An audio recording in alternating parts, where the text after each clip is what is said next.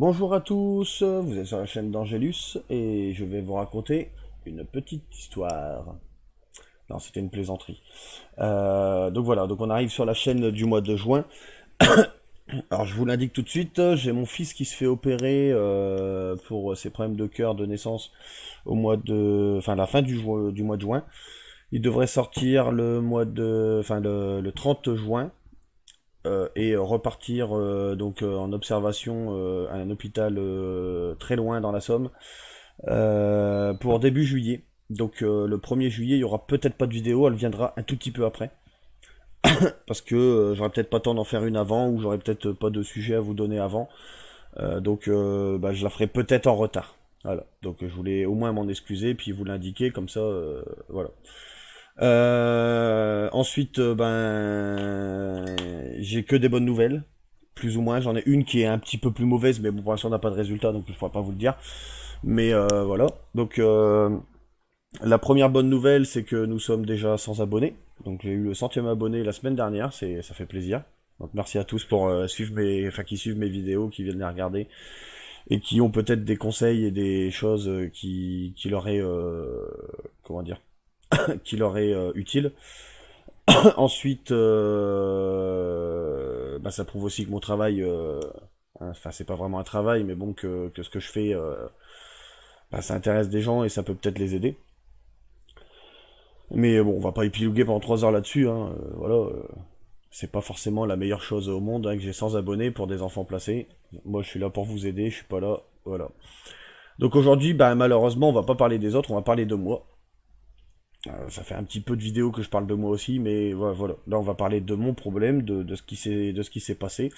Donc, j'ai eu un jugement qui s'est produit début mai, donc avant la précédente vidéo, enfin après la précédente vidéo. Donc, je vous le dis maintenant. Donc, je suis passé devant le juge, j'ai expliqué mon cas. J'ai fait un sketch, hein. En vrai, j'ai fait l'avocat, vous savez, dans New York Unité Spéciale, j'ai fait l'avocat. Je suis arrivé, on s'est assis, il a fait son petit speech, il a raconté ce qu'il avait à dire, il a demandé aux éducateurs de dire ce qu'ils avaient à dire. Il y avait 3 des 4 enfants, parce que soi-disant la 4e était trop petite. Alors ce que j'ai aimé dans cette histoire, c'est que la petite, elle est appelée tout le temps, et là, comme par hasard, là, elle est pas appelée. Elle est pas demandée à venir au tribunal. Bon, bref, elle est pas venue. Et donc le juge me demande à moi qu'est-ce que je pense de ce qui a été dit. Alors moi j'ai dit, moi pour moi on en arrive au bout. On m'a promis de me rendre mes enfants, même si c'était pas tous en même temps, au bout de 6 mois.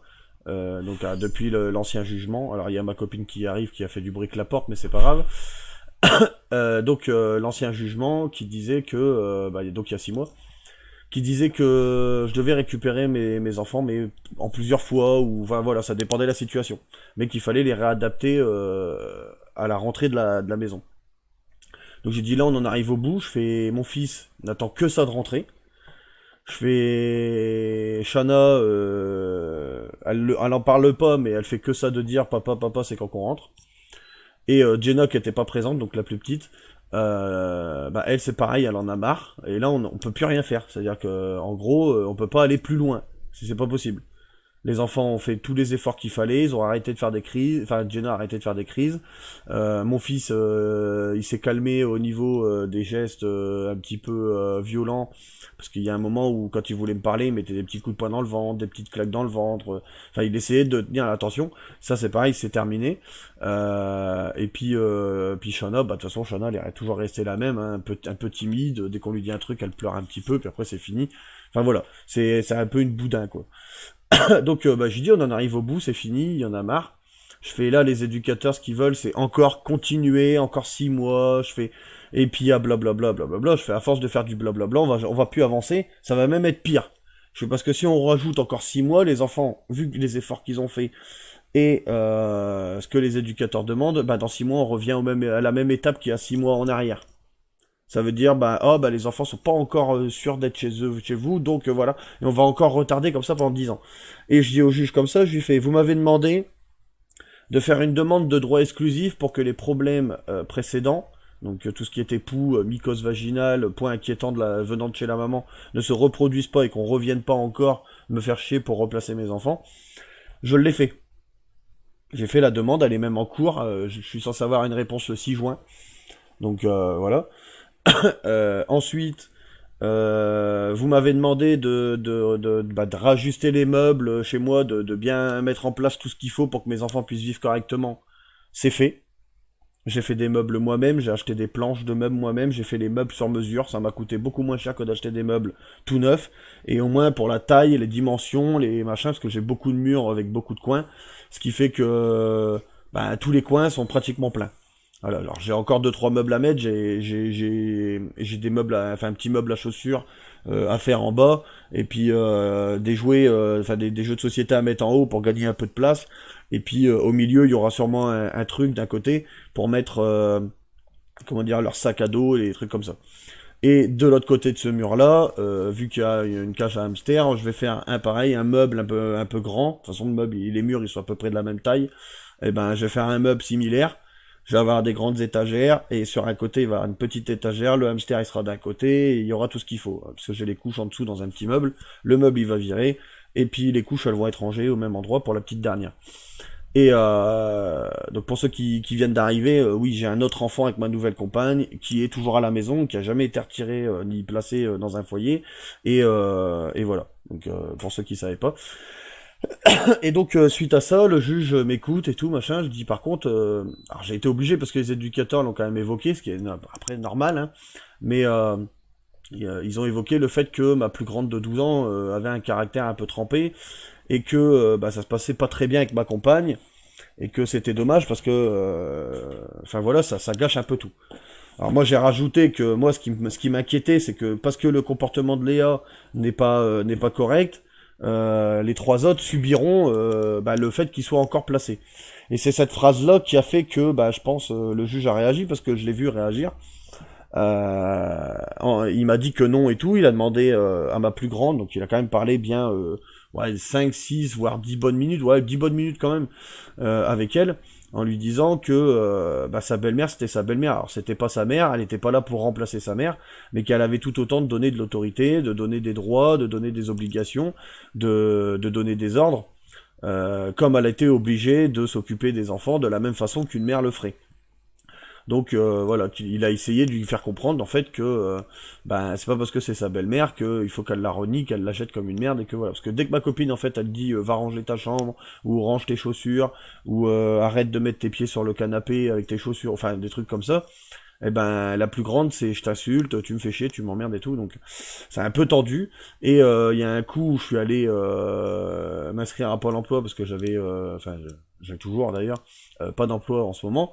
Et là, je suis parti, je crois, 3 quarts d'heure pour aller m'inscrire, expliquer mon cas, expliquer ce que j'avais fait avant, etc. Et quand je suis revenu, en fait, ma fille avait été un peu agressif physiquement avec ma compagne, ce qui fait que on peut pas la laisser passer. Donc j'ai expliqué au juge que c'est vrai que c'était assez tendu et que je savais pas quoi faire. Parce qu'on place des enfants, c'est ce que je lui ai expliqué, on place des enfants dans un foyer, il se passe pas grand chose dans la famille, et puis au bout de 4 ans, l'enfant c'est plus un enfant, c'est un monstre, c'est un c'est un lion qui essaye de manger son maître, alors que son maître il a été gentil avec lui. Voilà, c'est ça en fait. Et donc au final, donc là je vous l'annonce, hein, il a décidé que Shanna, Jenna et Enzo, donc les trois après Léa, donc les 4 que j'ai eu avec ma première compagne, rentreraient à la maison le 31 août, donc pour la rentrée des classes, le temps de mettre tout en place au niveau des documents, au niveau de l'opération de mon fils et tout. Et après normalement c'est censé être bon et tout. Sachant que après donc il y a encore Léa. Donc Léa, elle, reste encore au foyer pendant 12 mois. Pour essayer de régler les conflits, trouver une solution pour régler les conflits pour qu'elle puisse rentrer à la maison. Donc c'est pas encore perdu, mais il n'y a pas que moi, que les éducateurs qui qui doivent faire des efforts. Il y a ma compagne qui doit essayer de gérer les choses sans forcément devoir aller voir Léa à chaque fois. Et il y a Léa qui doit se gérer au niveau des réponses qu'elle donne qui sont insultantes, ou de ses violences physiques qui devraient pas exister.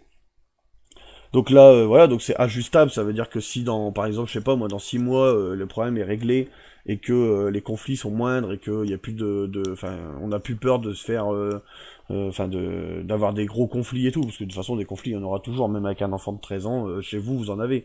Je veux dire, des conflits qui sont pas forcément normaux, bah là, dans ces cas-là, les éducateurs ont le droit de faire une demande au juge, mais moi, j'ai le droit de faire une demande au juge, dire, voilà, est-ce qu'on peut produire une audience, et puis bah, on explique au juge nos versions, et puis bah, elle sort ou elle sort pas, après c'est le juge qui décidera. Mais enfin voilà. Donc c'est officiel, j'ai même le document, j'ai le jugement et tout. Enzo, Shanna et Jenna rentrent à la maison le 31 août. Donc ça fait 4 ans de combat, 4 ans qu'il y a eu des mensonges, qu'il y a eu tout ça. Je me suis permis d'envoyer un courrier à l'ASE de la Somme pour leur signaler que j'avais pas lâché l'affaire et que bah, ils le savaient bien, mais que là, en plus de ça, je vais avoir du temps pour eux, parce que je vais pouvoir me pencher encore plus sévèrement sur leur dossier, vu que mes enfants rentrent à la maison, et que ben j'ai pas changé d'un poil. C'est-à-dire, je suis toujours la même personne, avec un peu plus, parce qu'en fait, il y a qu'une chose qui a changé, c'est mon caractère. À l'époque où mes enfants étaient chez moi, j'étais un papa qui rigolait, qui avait le sourire, enfin, je jouais avec mes enfants, je travaillais, j'avais mes fatigues, j'avais mes joies, j'avais mes pleurs, j'avais tout ça, enfin, j'avais ma vie, quoi. J'étais pas une personne qui emmerdait le monde, j'évitais les histoires, tout ça. Et là, en fait, bah maintenant, je suis devenu, depuis, en 4 ans, le papa qui agresse les gens verbalement par courrier, verbalement par la voix, qui fait entendre sa voix auprès des tribunaux, auprès des juges, qui déclare des choses avec vérification, avec preuve, etc. Sur les réseaux sociaux, qui donne des impulsions au niveau des éducateurs pour leur dire voilà, là vous avez fait une erreur, je suis derrière votre dos. D'ailleurs, il y en a une dans la Somme, là, j'ai un dossier, encore un autre qui vient de la... Enfin, j'ai 2 dossiers sur la même assistante sociale, enfin c'est pas vraiment une assistante sociale, mais bon bref, qui cherche un peu les ennuis, parce qu'elle menace les gens de placer leurs enfants, et puis après elle les insulte avec des mots injures, hein. Vous êtes un père, donc bah, vous n'avez pas le droit d'avoir vos enfants, il y a des risques. Donc la femme est sexiste en fait, elle a pas envie que les parents, et parce que c'est le père, voilà, qui garde les enfants et pas la mère, alors là attention, c'est un danger. Donc vous voyez, on en est quand même arrivé à un niveau où quand même les éducateurs, les assistantes sociales sont complètement mais tarés, ils ont pas de cerveau, on est en train d'évoluer, on est en 2019. Marine Le Pen vient de passer aux élections européennes, ça va pas changer grand chose, mais ça prouve quand même que les Français commencent à comprendre qu'il y a un problème. On a des éducateurs qui commencent à avoir peur parce que leur place elle est en train de partir en live, qu'il n'y a plus d'argent et que l'État ne veut pas en donner plus. On est en train de voir que dans les EHPAD, il y a des gens qui se font, enfin des personnes âgées qui sont mal entretenues, mal aidées parce qu'il n'y a plus de moyens. Et donc bah, ça va imploser, tout ça va péter. Il va falloir refaire un système social complet. Et moi, ce qui me fait plaisir dans l'histoire, c'est que bah, les éducateurs se prennent pour des gens, pour des géants de la vie. Hein. C'est eux, ils ont la science infuse. Les juges les croient professionnels. Et au final, quand on se rend compte de tout, ben, quand on arrive devant un autre juge dans un autre département, qu'on fait voir les preuves, qu'on fait voir le contraire de ce qui s'est passé, qu'est-ce que vous voulez que le juge il dise? Il peut pas dire le contraire, parce que vous avez tout dans les mains. Si encore vous étiez à l'audience du premier jour où on vous a placé vos enfants sous le mensonge, où vous aviez aucune preuve à montrer parce que vous saviez pas qu'on allait mentir sur votre vie, bah là encore je comprendrais, c'est ce qui s'est passé pour moi, mais aussi pour d'autres personnes. Mais là on est devant une audience, il y a les preuves qui disent que ah bah oui, il y a eu tel truc de dit avec des dates et tout, mais c'est pas vrai. Il y a des photos de devant l'école des enfants, mais en fait il n'y a pas eu le mur enfin il n'y a pas de mur devant cette école. Comment ils ont fait pour être violents envers l'enfant contre ce mur, etc., etc. Donc ils peuvent plus avoir le contraire. C'est moi qui ai donné les photos, c'est pas madame aussi, sur les mycoses, les poules, les trucs comme ça, les certificats médicaux, c'est moi aussi qui les ai fournis, c'est pas madame.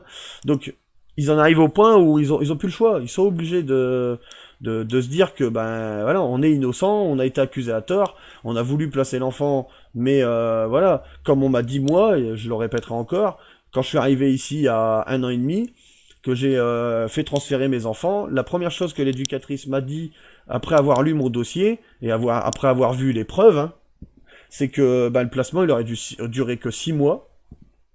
Donc s'il y avait eu un doute, ils auraient dû placer mes enfants que 6 mois, donc c'est un placement provisoire en CDEF, donc c'est un foyer, mais pour enfants qui sont susceptibles d'être placés prochainement, hein, c'est en attente de place de placement, et au final, avoir une enquête. C'est-à-dire que l'enquête aurait dû durer 6 mois, et là, il y aurait eu des recherches sur les accusations qui avaient été faites. Sauf que toutes les accusations étaient fausses, donc mes enfants auraient dû revenir au bout de 6 mois, même peut-être avant si l'investigation avait été finie avant. Donc on traumatise des enfants pour ça. Donc à ce niveau-là, moi je suis content, il n'y a pas de souci. Donc après, bon, il y a mon fils qui se fait opérer à cœur ouvert. Donc là, je pars le 25 juin sur Paris. Il se fait opérer normalement dans la journée ou dans la nuit du 27. Et il est transféré sur Amiens le 30, pendant environ, je sais pas, entre 3 et 5 jours. Ensuite, j'aurai des rendez-vous tous les 2 jours avec lui. Donc je serai obligé de faire Nord-Pas-de-Calais, Picardie, pour aller de l'hôpital de... Enfin, je vais pas vous donner mon adresse, donc voilà, mais pour partir, on va dire, de Béthune, qui est pas très loin de chez moi. Donc pour partir de Béthune, pour aller jusqu'à Amiens Sud, l'hôpital Sud. Donc si vous connaissez pas, il y a Google Maps, hein, Béthune, hop, hôpital Sud, Amiens, Salouel. Et puis donc là ça fera tous les 2 jours, heureusement qu'il est pris à 100%. Pareil, pour l'hôpital c'est 25 € la nuit pour l'accompagnement. Quand il est en réa, t'as pas le droit de rester avec, donc c'est 25 € la nuit plus un chèque de 250 € de caution, ce qui est un peu normal, hein, dans une maison d'enfants. Et enfin une maison parents d'enfants hospitalisés. Et au final, rien, j'ai pas le droit aux aides, j'ai pas le droit à tout ça, donc au final, moi j'ai pas l'argent, quoi. C'est pas parce que j'ai travaillé il y a pas longtemps que ça y est, je suis riche à millions. Et au final, donc il y a 5 ans, il s'est fait opérer banalement, c'était juste des trucs dans les veines, là, il faisait passer un tube dans les veines, et c'était beaucoup moins risqué qu'aujourd'hui.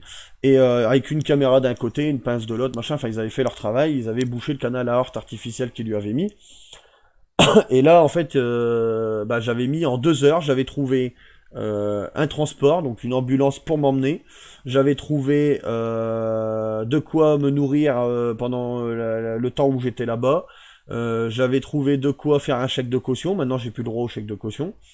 J'avais tout fait. En 2 ou 3 heures maxi, j'avais tout fait. Je m'en souviens très bien. C'était hyper facile à faire.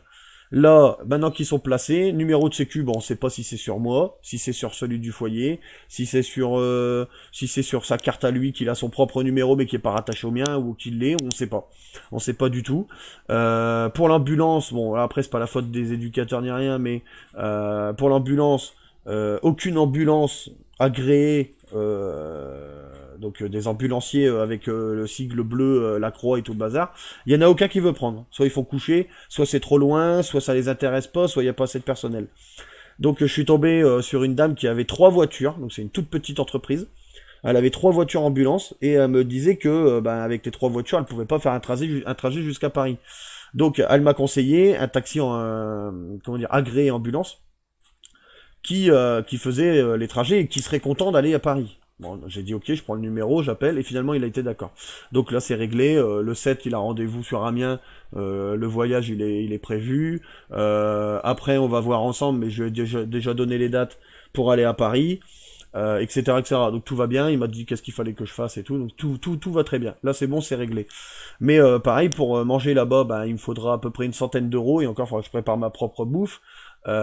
Pour me loger pendant la réa, 250 € de chèque de caution, mais il y a personne qui m'a appelé. Ils avaient les documents, mais personne m'a appelé pour me dire que j'avais droit à une aide, que j'avais droit à quelque chose et tout. Je devais appeler l'assistante sociale de l'hôpital qui s'occupait des logements justement des parents machin, et finalement elle me dit non, laissez tomber, vous me ramenez vos fiches d'impôts. Et puis suite à ça on verra, mais vous inquiétez pas, on a plein de parents qui ont des soucis d'argent, qui ont pas de travail ou autre, on arrive toujours à trouver un arrangement. Je dis ok, pas de souci, alors tout va bien. Mais si j'avais pas eu cette dame là au bout du 6e jour, je sais pas ce que j'aurais fait, quoi. Parce que j'aurais fini par dormir dehors, j'étais prêt à dormir une nuit, mais si la réa dure 24 à 48 heures, 48 heures ça fait 2 nuits, quoi. Si c'est pas plus. Donc voilà, c'était un peu chaud. S'il pleut, je vais me mettre à l'abri, ou moi je connais pas le coin. J'ai déjà dormi dehors quand j'étais petit, à 18 ans, non, même pas, à 16 ans. À 16 ans, je suis sorti de chez mon père, je me suis barré. J'ai été vivre sous un Porsche de caisse d'épargne. Donc voilà, j'avais rien à boire, rien à manger, je vivais dans le Porsche de caisse d'épargne, il faisait pas trop chaud mais pas trop froid non plus, parce qu'on était plutôt côté printemps. Mais heureusement qu'il y avait du chauffage style climatiseur, mais chauffant dans le hall de la caisse d'épargne quand elle était fermée, sinon bah, j'avais froid toute la nuit, quoi. Donc voilà, j'ai vécu le pire des pires, c'est pour ça peut-être que je suis fort aussi aujourd'hui.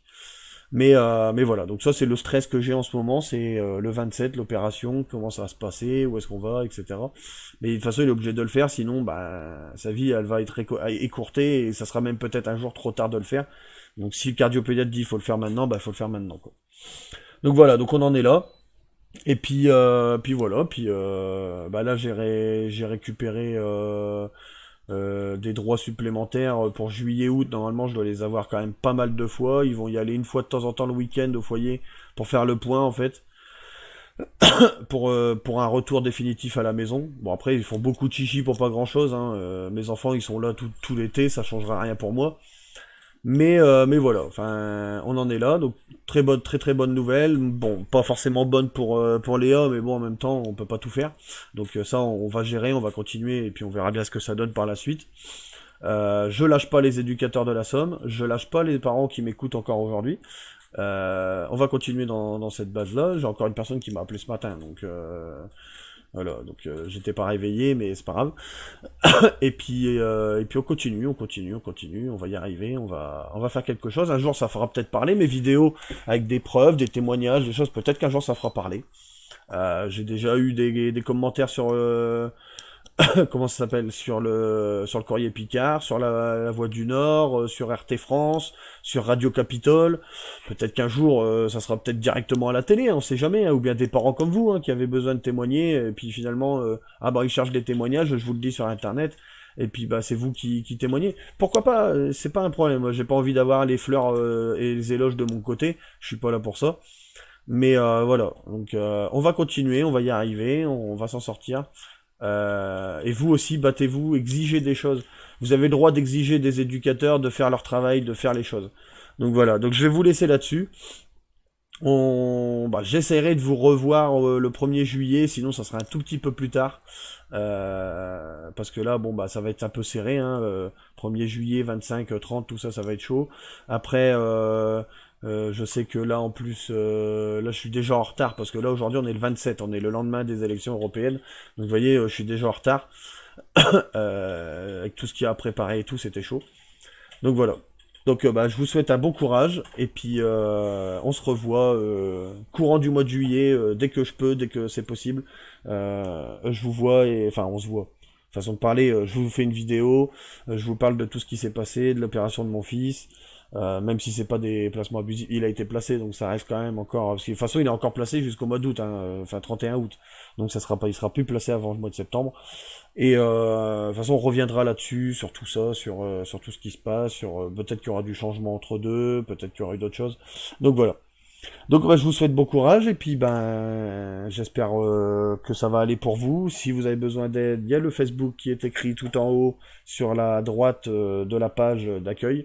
Vous cliquez dessus, vous arrivez dans le groupe, vous faites une demande, peut-être que vous arriverez peut-être même à rentrer directement dedans, je ne sais plus comment ça marche. Ça fait un petit moment que je l'ai mis en place.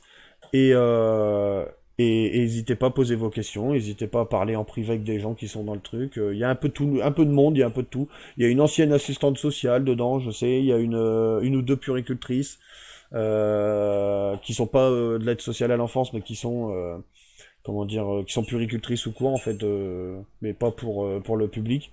Il y a des personnes qui ont eu des enfants placés, des personnes qui ont encore leurs enfants placés. Il y a un peu de tout, il y a un peu de monde dans tous les sens. Il y a des gens qui sont là par curiosité aussi. Et puis voilà. Donc je vous dis au revoir. On se revoit courant juillet et je vous raconte tout ce qui s'est passé. Bye bye.